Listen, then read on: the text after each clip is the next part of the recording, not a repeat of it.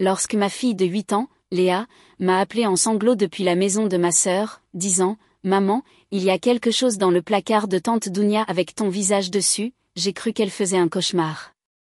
Mais ce qu'elle a trouvé ce jour-là n'a pas seulement prouvé mon innocence. Cela a révélé une trahison si calculée que même le juge qui m'avait condamné 2 ans plus tôt n'en a pas cru ses yeux dans sa salle d'audience. Je m'appelle Suzanne Dubois, et il y a 3 ans, je pensais savoir ce que le mot famille signifiait. J'avais 38 ans, je travaillais comme hygiéniste dentaire dans un cabinet pédiatrique à Lyon, mariée à Pierre depuis 12 ans. Nous avions 2 beaux enfants, Thomas, 10 ans, calme et réfléchi comme son père, et Léa, 8 ans, qui avait mon caractère bien trempé et ne laissait personne lui dire que le ciel n'était pas violet si elle en avait décidé ainsi. Pierre travaillait comme directeur régional pour la Banque Populaire et nous vivions dans une de ces banlieues où les gens connaissaient vraiment le nom de leurs voisins et où les enfants faisaient encore du vélo jusqu'à ce que les réverbères s'allument. Ma sœur Dounia avait 3 ans de moins que moi, célibataire après un divorce houleux et travaillant comme agent immobilier dans la même région. En grandissant, nous avions été inséparables. Elle était ma demoiselle d'honneur, la première personne que j'appelais quand j'apprenais que j'étais enceinte à chaque fois, et la tante qui ne manquait jamais un match de football ou une pièce de théâtre scolaire. Quand son mariage s'est effondré, elle passait plus de temps chez nous que dans son propre appartement. Dîner du dimanche, matin de fête, mardi soirs impromptus où elle débarquait avec du vin et de la glace au chocolat parce qu'elle avait eu une mauvaise journée à faire visiter des maisons. Pierre avait l'habitude de plaisanter en disant qu'il nous avait épousées toutes les 2. Les sœurs Dubois, disait-il, en nous regardant Dounia et moi cuisiner ensemble dans la cuisine pendant qu'il jouait avec les enfants. Achetez en une, obtenez en une gratuitement. Nous rions tous et Dounia lui lançait un torchon, et tout semblait exactement comme une famille devrait se sentir. Le matin où tout a commencé à se défaire a débuté comme n'importe quel autre jour d'octobre. Je faisais ma valise pour une conférence de formation continue à Paris que notre cabinet exigeait de toutes les hygiénistes. De nouveaux protocoles de sédation pédiatrique que l'État rendait obligatoires. 2 jours de présentation PowerPoint et de mauvais café de salle de conférence. Mais le docteur Martin payait tout, y compris un hôtel décent en centre-ville. Pierre préparait des œufs brouillés tandis que Thomas se plaignait de ses devoirs de mathématiques. Et Léa insistait sur le fait qu'elle avait besoin d'un nouveau costume pour Halloween parce qu'Emma le roi avait exactement la même tenue de sorcière. Le chaos normal du matin. Un beau chaos ordinaire que je donnerais n'importe quoi pour retrouver. Tu es sûr que tu vas t'en sortir avec eux pendant 2 jours, ai-je demandé à Pierre, fermant mon sac de voyage.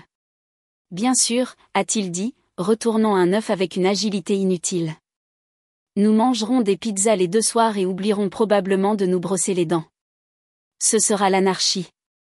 Maman, papa ne sait pas comment bien faire ma queue de cheval, a protesté Léa la bouche pleine de pain grillé.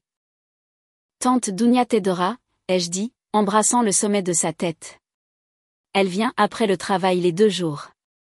Dounia avait insisté pour aider quand elle avait entendu parler de la conférence. Elle était passée la veille avec un gratin pour que Pierre le réchauffe et une liste des activités des enfants. Tu travailles si dur, Suze, avait-elle dit, organisant ma cuisine comme si elle y vivait. Va apprendre sur les dents ou autre. Nous gérons tout ici. Thomas leva les yeux de ses devoirs. Pourquoi on ne peut pas rester avec Madame Bertrand? Parce que tante Dounia veut passer du temps avec vous, a dit Pierre, ébouriffant les cheveux de Thomas. En plus, elle sait vraiment comment aider avec les maths. J'ai entendu ça, ai-je crié, et Pierre m'a souri, ce même sourire en coin qui m'avait fait dire oui à un 2e rendez-vous il y a 13 ans. Dounia est arrivée juste au moment où je chargeais mon sac dans la voiture. Elle portait un de ses blazers professionnels, les cheveux impeccables comme toujours, mais il y avait quelque chose dans son expression que je ne pouvais pas tout à fait déchiffrer. Plus tard, je rejouerais ce moment 1000 fois, me demandant si j'avais vu ce que je pensais avoir vu, ou si mon esprit essayait juste de donner un sens au chaos qui a suivi.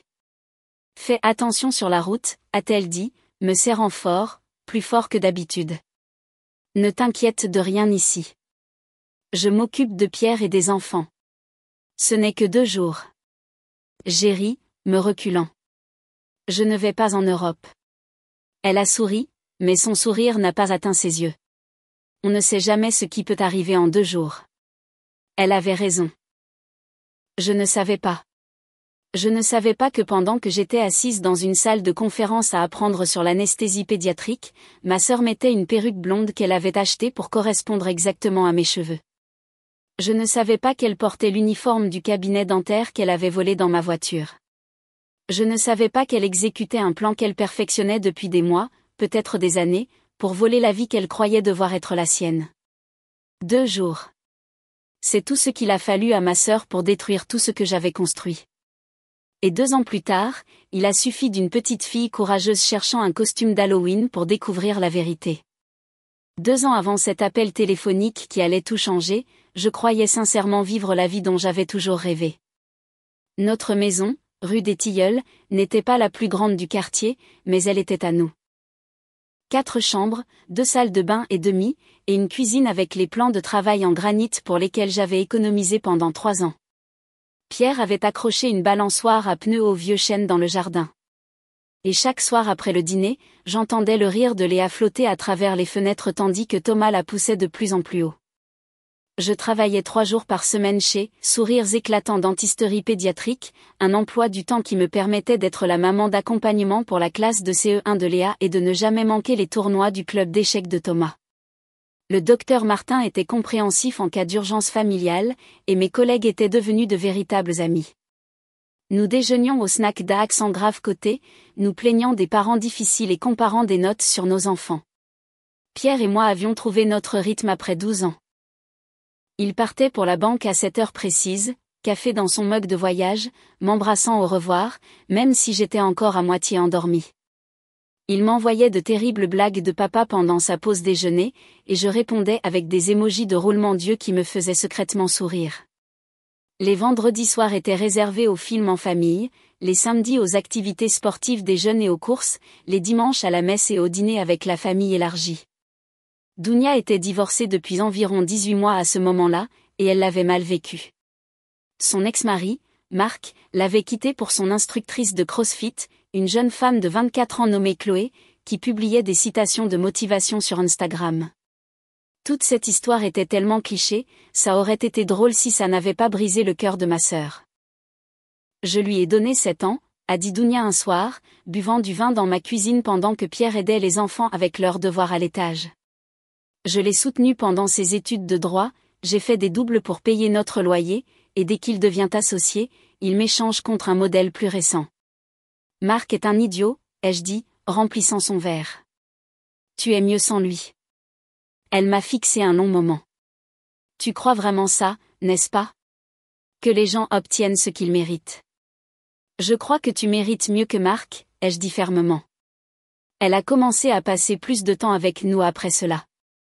Au début, ce n'était que les dîners du dimanche. Puis elle passait en semaine avec des plats à emporter, disant qu'elle en avait commandé trop. Elle est devenue la tante amusante qui glissait des billets de 5 € aux enfants et les laissait se coucher après l'heure quand elle les gardait. Pierre appréciait l'aide, surtout quand les audits de la banque le faisaient travailler tard. Ta sœur est super, disait-il. Les enfants ont de la chance de la voir. La semaine précédant la conférence de Paris fut particulièrement mouvementée. Thomas avait un projet scientifique à rendre. Quelque chose sur les roches volcaniques qui nécessitait 3 voyages au magasin de bricolage. Léa avait décidé qu'elle voulait quitter le ballet et prendre des cours de karaté à la place, ce qui signifiait rendre les costumes et trouver un dojo avec des places disponibles. Pierre s'occupait d'un prêt commercial difficile qui le faisait manger des antiacides comme des bonbons. Je pourrais sauter la conférence, ai-je proposé mercredi soir, en regardant Pierre se débattre avec le projet de Thomas tout en essayant de répondre à des emails professionnels. Absolument pas, a-t-il dit. C'est obligatoire pour le renouvellement de ta licence, n'est-ce pas? Techniquement, oui, mais le docteur Martin comprendrait si. Suzanne. Il leva les yeux du volcan en papier mâché qui n'allait certainement pas éclater correctement. Va à la conférence, apprends ce qu'ils enseignent sur les protocoles de sédation, nous survivrons 2 jours. Dounia est apparue à notre porte jeudi soir avec un rôti de bœuf et de la purée de pommes de terre. J'ai pensé que tu pourrais avoir une chose de moins à te soucier avant ton voyage, a-t-elle dit, entrant dans la cuisine comme si elle en était la propriétaire. Tu es une sauveuse, ai-je dit, sincèrement reconnaissante. Je n'ai même pas encore commencé à faire ma valise. Va faire ta valise, a-t-elle ordonné, me poussant à l'étage. Je vais nourrir les enfants et nettoyer. De ma chambre, je pouvais l'entendre en rire avec Thomas à propos de quelque chose que son professeur avait dit, aidant Léa à pratiquer ses mots d'orthographe. Cela semblait si normal, si parfaitement ordinaire. Pierre est venu me trouver pliant des vêtements dans mon sac de voyage. Dounia se donne vraiment à fond, a-t-il dit, desserrant sa cravate. Peut-être que ce divorce a été un coup de semonce pour elle. Elle semble plus concentrée ces derniers temps. Elle a toujours été douée avec les enfants, ai-je concédé, glissant mon chargeur de téléphone dans la poche latérale. Il m'a entouré de ses bras par derrière. 2 jours. Tu penses pouvoir survivre sans nous? Je me suis penchée contre lui. La question est de savoir si tu peux survivre sans moi. Léa a un rendez-vous pour jouer samedi après-midi et Thomas doit finir ce volcan. Dounia aidera, a-t-il murmuré dans mes cheveux. Elle le fait toujours. Avec le recul, les signes étaient tous là, la façon dont elle avait mémorisé nos routines, comment elle savait exactement où se trouvait chaque chose dans notre maison. Les commentaires qui semblaient innocents alors, mais qui ressemblent maintenant à des avertissements. Certaines personnes ont toute la chance, Suze, Pierre est vraiment l'un des bons. Ou mon préféré, dit en portant mon tablier et en servant le dîner à ma famille, je pourrais m'habituer à ça. Nous pensions simplement qu'elle guérissait, trouvant du réconfort dans la famille. Nous n'avons jamais imaginé qu'elle répétait pour le rôle de ma vie. Je suis rentrée de Paris samedi après-midi, épuisée par 2 jours de présentation médicale, mais satisfaite d'avoir rempli mes exigences de certification. La conférence avait été une foire typique de l'éducation médicale. Des diapositives PowerPoint sur les calculs de dosage, des sessions en petits groupes sur la gestion de l'anxiété pour les patients pédiatriques, et des déjeuners de réseautage où tout le monde comparait des histoires d'horreur sur les parents difficiles. J'avais même acheté des t-shirts souvenirs pour les enfants de la rue de la République et pour Pierre une bouteille de sauce barbecue qu'il aimait d'un restaurant près de l'hôtel. Le premier signe que quelque chose n'allait pas fut la voiture de Pierre absente de l'allée. Le second fut la BMW de Dounia garée à sa place.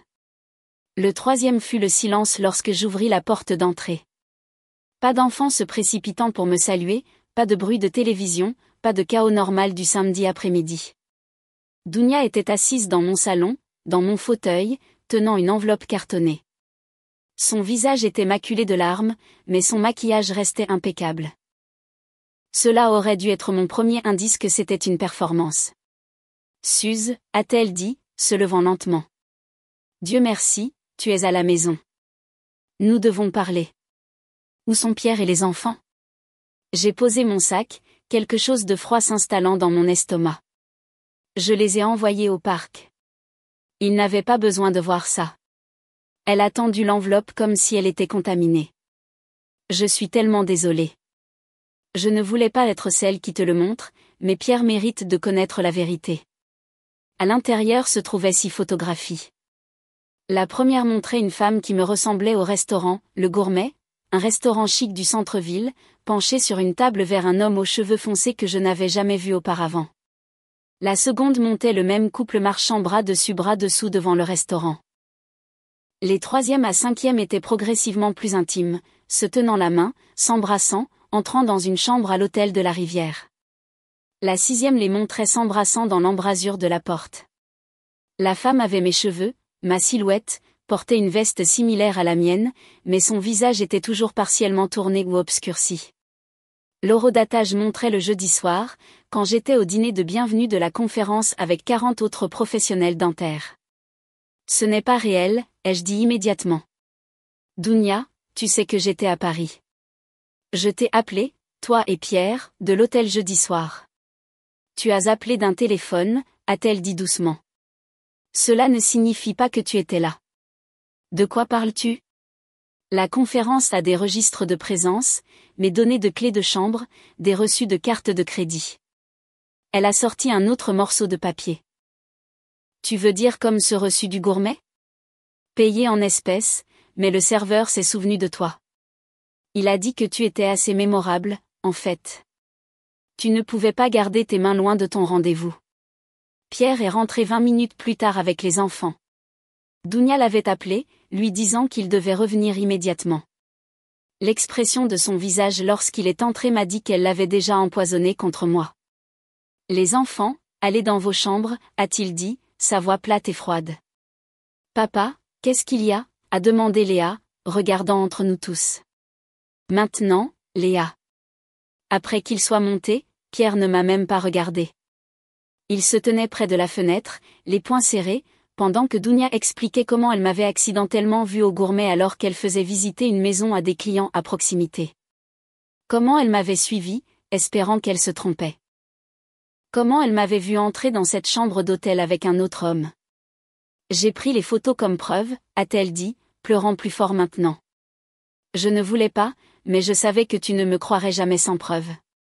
Suze a toujours été si douée pour trouver des excuses. Pierre, ai-je dit, m'approchant de lui. Tu me connais. 12 ans et tu me connais. J'étais à la conférence. Appelle l'hôtel. Appelle le docteur Martin. Appelle quiconque était là. Dounia t'a suivi jeudi soir, a-t-il dit, toujours face à la fenêtre. Elle t'a vu quitter l'hôtel, elle t'a vu le rencontrer. Alors elle ment. Le désespoir dans ma voix me fit paraître coupable même à mes propres oreilles. Pierre, regarde-moi. S'il te plaît. Quand il s'est enfin retourné, son visage était ravagé.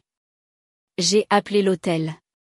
Tu t'es enregistré mercredi, mais ils n'ont aucune trace de toi utilisant ta clé jeudi soir. Pas de service en chambre, pas de frais de minibar, rien. Parce que j'étais au dîner de la conférence, c'était inclus. Je n'avais pas besoin de facturer quoi que ce soit à la chambre. La conférence qui n'a malheureusement pas de liste d'inscription disponible avant lundi. Sa voix s'est brisée. À quel point me crois-tu stupide, Suzanne? Dounia s'est levée. L'image parfaite d'un témoin réticent. Je vous laisse tous les deux parler. Pierre, appelle-moi si tu as besoin de quoi que ce soit. N'importe quoi. Elle m'a serré dans ses bras en sortant, me murmurant à l'oreille, j'ai essayé de te protéger, mais je ne peux plus mentir pour toi. Les papiers du divorce furent déposés le lundi suivant. Pierre avait déjà consulté un avocat, probablement ce même week-end. La rapidité de tout cela me dit que cela avait été planifié, orchestré, mais j'étais trop choquée pour le voir clairement. Puis au tribunal, Dounia fut le témoin vedette. Elle pleura tout au long de son témoignage, se présentant comme la sœur aimante forcée de révéler une vérité désagréable. Les photos, son témoignage oculaire, le reçu qu'elle avait inexplicablement produit, mon incapacité à prouver immédiatement où j'étais ce jeudi soir. Tout cela construisait une affaire que je ne pouvais pas démolir assez vite. Le juge Martin me regarda à peine en lisant sa décision. Garde principale à Pierre, la maison à Pierre, 70% de nos économies à Pierre, et pour moi, des visites surveillées tous les 2 week-ends et une réputation en ruine. Pendant 2 ans après le divorce, j'ai vécu dans un studio au-dessus de la laverie, chez Jean, dans un quartier défavorisé de Lyon. Les machines à laver tournaient jusqu'à minuit, et tout l'endroit sentait l'adoucissant et l'eau de javel industrielle. Mon lit était à 1 mètre de ma cuisinière, et je prenais la plupart de mes repas debout au comptoir, fixant le mur où j'avais collé toutes les photos que j'avais de Thomas et Léa. J'avais pris des doubles équipes chez Sourire Éclatant, travaillant 5 jours par semaine au lieu de 3, me portant volontaire les samedis quand d'autres hygiénistes voulaient des congés. Le docteur Martin ne posait jamais de questions, mais parfois je le surprenais à me regarder avec un mélange de pitié et de confusion. Le scandale avait fait des vagues dans notre petite communauté professionnelle. J'étais la femme qui avait trompé son mari parfait, détruit sa famille parfaite, et qui se montrait quand même pour nettoyer les dents avec un sourire. Chaque centime que j'économisais allait aux frais d'avocat. Ma 3e avocate, Maître Dubois, fut la première à vraiment m'écouter quand j'insistais sur mon innocence. C'était une ancienne procureure qui s'était reconvertie en droit de la famille après son propre divorce houleux. Et elle avait le genre de dureté qui vient du fait d'apprendre à ne pas faire confiance à l'histoire de surface de qui que ce soit. Le problème, ce sont les photos, a-t-elle dit lors de notre première rencontre. Le témoignage de Dounia est convaincant, mais c'est la preuve matérielle qui vous a damné. Nous devons prouver qu'elles sont fausses. J'ai essayé. Les métadonnées semblent authentiques. Le restaurant a confirmé que quelqu'un qui me ressemblait était là. Alors nous devons trouver qui était cette personne. Pierre avait été plus que généreux avec mes visites, je lui accorderai cela. Tous les 2 week-ends devinrent tous les week-ends. Puis des dîners du mercredi aussi. Mais toujours sous surveillance, toujours tendu, toujours avec ce mur entre nous qui était autrefois un mariage. Le pire, c'était de regarder Dounia prendre ma place comme si elle l'avait attendue. Elle a emménagé dans une maison à 2 rues de chez Pierre. Elle récupérait les enfants à l'école quand ils travaillaient tard. Elle était à chaque match de football, chaque pièce de théâtre scolaire, assise là où j'étais assise. Marc, l'associé de Pierre, a commencé à sortir avec elle 6 mois après le divorce. Ils formaient un petit groupe soigné. Pierre et Marc discutant des affaires de la banque pendant que Dounia jouait la mère pour mes enfants. Thomas était devenu plus silencieux au cours des 2 années. Il était passé d'un enfant de 10 ans bavard à un jeune de 12 ans presque silencieux qui répondait à mes questions en monosyllabes, mais parfois je le surprenais à me regarder avec cette expression que je ne pouvais pas lire, comme s'il essayait de résoudre un puzzle. Léa, cependant, Léa est restée farouchement loyale. À 8 ans, elle s'était nommée ma défenseuse. Tante Dounia dit qu'on devrait l'appeler tante maman maintenant, m'a-t-elle dit un samedi, le visage plissé de dégoût. J'ai dit que je préférerais manger des vers. Tu ne peux pas parler à ta tante comme ça, ma chérie. Ce n'est pas ma maman, a dit Léa fermement. C'est toi, et je me fiche de ce que disent les autres. Tu n'as pas fait la mauvaise chose. Octobre est arrivé avec son temps parfait de la région lyonnaise et ses décorations d'Halloween. Léa était obsédée par son costume depuis des semaines, changeant d'avis tous les jours. Une sorcière, une super-héroïne, une pom-pom girl zombie. Pierre avait envoyé un SMS disant qu'elle avait finalement décidé d'être une détective, ce qui semblait ironiquement approprié. Ce samedi-là devait être le week-end de Pierre, mais il avait été appelé en urgence à la banque. Quelque chose à propos d'une panne de système qui nécessitait la présence de tout le monde. Dounia s'était portée volontaire pour garder les enfants chez elle. Je les ai déposés ce matin-là, Léa rebondissant d'excitation à l'idée de trouver le costume de détective parfait dans la collection de fournitures d'Halloween que Dounia gardait dans le placard de sa chambre d'amis. Je nettoyais mon appartement quand mon téléphone a sonné à 14h47. Le nom de Léa sur l'écran m'a fait sourire jusqu'à ce que j'entende ses sanglots. Maman. Maman, il faut que tu écoutes. Chérie, qu'est-ce qu'il y a? Tu es blessée? Je suis dans la chambre de tante Dounia, dans son placard. Je cherchais la boîte à costumes et j'ai trouvé autre chose.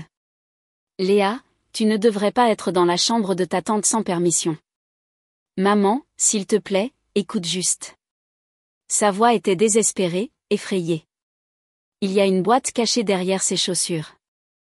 Il y a des photos, mais elles sont bizarres. C'est toi, mais pas toi.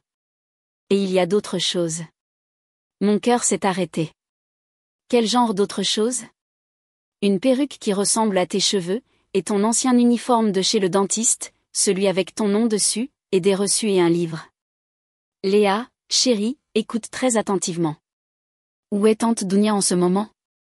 Elle est allée au supermarché. Thomas joue à la Xbox en bas. Maman, le livre dit des choses méchantes sur toi. Sur le fait de nous prendre papa. Je me suis levée, mon esprit s'emballant. Peux-tu utiliser la tablette de tante Dounia? Celle sur laquelle elle te laisse jouer à des jeux? Oui. J'ai besoin que tu prennes des photos de tout. Chaque petite chose dans cette boîte, la perruque, l'uniforme, les reçus, et surtout le livre. Chaque page du livre. Peux-tu faire ça? Comme un vrai détective? Exactement comme un vrai détective. Mais Léa, si tu entends tante Dounia rentrer à la maison, tu remets tout exactement comme tu l'as trouvé et tu sors de sa chambre. Promets-moi. Je promets. Maman, tu as des problèmes? Non, ma chérie. Je crois que tu viens de résoudre une très grande affaire. L'audience d'urgence fut programmée pour le jeudi suivant à 9h. Maître Dubois avait travaillé 18 heures par jour pour se préparer, et lorsqu'elle entra dans la salle d'audience, elle se déplaçait comme un prédateur ayant déjà goûté le sang. Elle avait assigné à comparaître tout le monde, Dounia, Pierre, le personnel du restaurant, même le service d'escorte qu'elle avait retrouvé grâce au reçu que Léa avait photographié. Le juge Martin, le même homme qui m'avait détruite 2 ans auparavant, semblait plus âgé, plus fatigué. Il examina les preuves préliminaires avec des sourcils levés qui s'élevaient de plus en plus à chaque page. Maître Dubois, dit-il, ce sont des allégations graves que vous faites. Votre honneur, nous sommes prêts à prouver que Dounia Dubois a orchestré une fraude élaborée pour détruire le mariage de sa sœur et voler sa vie. Nous avons des preuves documentaires, des dossiers financiers et des témoins. Dounia était assise à la table des défendeurs, vêtue d'un costume bleu marine conservateur, ayant l'air en tout point de la tante concernée. Pierre était assis derrière elle, son visage illisible. Il ne m'avait pas parlé depuis que j'avais déposé la requête d'urgence, mais je l'avais vu fixer la liste des preuves avec une horreur croissante. Maître Dubois commença par le journal intime. Léa avait photographié les 43 pages de ce que Dounia avait intitulé « Opération échange de sœurs ». Les entrées remontaient à 3 ans avant son propre divorce, avant la conférence, jusqu'à un dîner de Noël où elle avait écrit « Regardez S&D avec la vaisselle. Ça devrait être moi, ce sera moi. » 15 juin, lut Maître Dubois à voix haute, trouver l'uniforme de travail de S dans sa voiture. Elle pense qu'elle l'a perdu au pressing. Parfait pour la phase 2. 2 septembre. Localiser une Brianna via un site. Taille et corpulence similaire à S. Perruque commandée auprès d'un fournisseur de théâtre correspond parfaitement aux cheveux de S. Essai programmé. 10 octobre. Conférence confirmée pour les 12 à 14 octobre. P sera débordée avec les enfants. Je serai l'héroïne. Début de la phase finale. L'avocat de Dounia s'objecta à plusieurs reprises, mais le juge Martin rejeta chaque objection, son visage devenant plus sombre à chaque passage lu. Puis vinrent les reçus, l'achat de la perruque, le paiement à Brianna Leroy, une escorte spécialisée dans les jeux de rôle et la discrétion. Le dîner au gourmet payé en espèces, mais avec une réservation au nom de Dounia, et non de S. Dubois. La chambre de l'hôtel de la Rivière, réservée avec la carte de crédit de Dounia 3 semaines avant la conférence. Brianna Leroy prit la barre ensuite. Elle était plus jeune que je ne l'avais imaginé, peut-être 25 ans, avec des cheveux naturellement foncés et des yeux fatigués. Mademoiselle Leroy, commença Maître Dubois. Reconnaissez-vous la défenderesse, Dounia Dubois? Oui. Elle m'a engagée pour un travail en octobre il y a 2 ans. Quel genre de travail? Elle m'a payé 2000 € pour porter une perruque et des vêtements qu'elle m'avait fournis, dîner avec un escort boy qu'elle avait également engagé, et l'a laissé nous photographier ensemble. Elle était très spécifique sur les angles, sur le fait de garder mon visage partiellement caché. Vous a-t-elle dit pourquoi?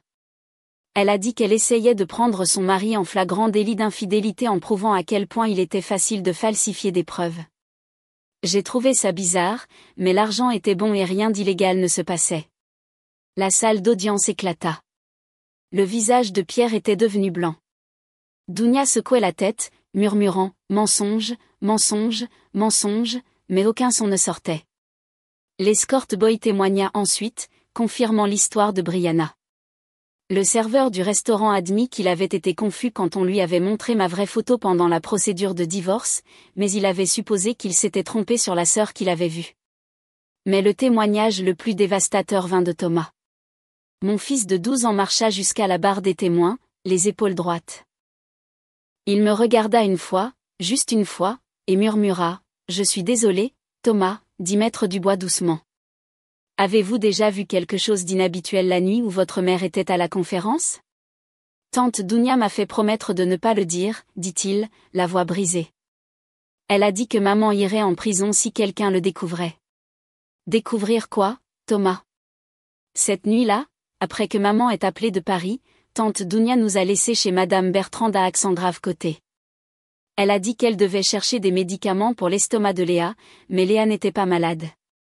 Elle a pris la voiture de maman. Elle portait la veste de maman et avait un sac avec elle. Qu'y avait-il dans le sac? Une perruque. Je l'ai vue quand elle partait. Elle ressemblait aux cheveux de maman. Je pensais que c'était pour Halloween. Pourquoi n'as-tu rien dit à personne? Thomas regarda Dounia, puis son père. Elle a dit qu'elle protégeait notre famille. Elle a dit que parfois les adultes devaient faire des choses difficiles pour protéger les enfants. Elle a dit que si je disais quoi que ce soit, maman ne serait plus jamais autorisée à nous voir. Pierre fit un bruit comme s'il avait été frappé. Le huissier dut le soutenir alors qu'il vacillait sur son siège. Le juge Martin appela une suspension d'audience. À notre retour, Dounia était menottée. Mademoiselle Dubois, dit le juge, sa voix comme le tonnerre. J'ai vu beaucoup de choses en 30 ans sur ce banc. Mais ce niveau de destruction calculée, cette manipulation d'enfants, cette perversion de la justice elle-même dépasse l'entendement. Vous êtes arrêté pour parjure, fraude, complot et subornation de témoins. Puis il se tourna vers moi. Madame Dubois, ce tribunal vous a fait gravement défaut. Toutes les décisions de votre divorce sont par la présente annulées. La garde complète vous est rendue immédiatement. Tous les biens matrimoniaux doivent être redistribués équitablement. Ce tribunal vous recommande également d'engager des poursuites pénales et civiles contre Mademoiselle Dubois. Dounia hurla tandis qu'on l'emmenait. Pas des mots, juste de la rage pure. Le masque avait enfin glissé, montrant la sœur que je n'avais jamais su exister. Celle qui avait souri à mes enfants tout en complotant pour voler leur mère. Les 6 mois suivants furent plus difficiles que les 2 années d'exil. On pourrait penser que la justification serait une victoire, mais le plus souvent, cela ressemblait à être debout dans les décombres de ce qui était autrefois votre vie, tenant la preuve que la bombe avait été placée par quelqu'un en qui vous aviez le plus confiance. Pierre se tenait sur le pas de mon appartement 3 jours après l'audience, l'air d'avoir vieilli d'une décennie. Je ne sais pas comment m'excuser pour quelque chose d'impardonnable, dit-il, fixant ses chaussures comme un enfant coupable. Alors ne t'excuse pas, dis-je simplement. Nous devons nous concentrer sur Thomas et Léa maintenant. Suzanne, je l'ai cru elle plutôt que toi, ma femme depuis 12 ans, la mère de mes enfants, et j'ai cru les mensonges de ta sœur sans hésitation. Elle était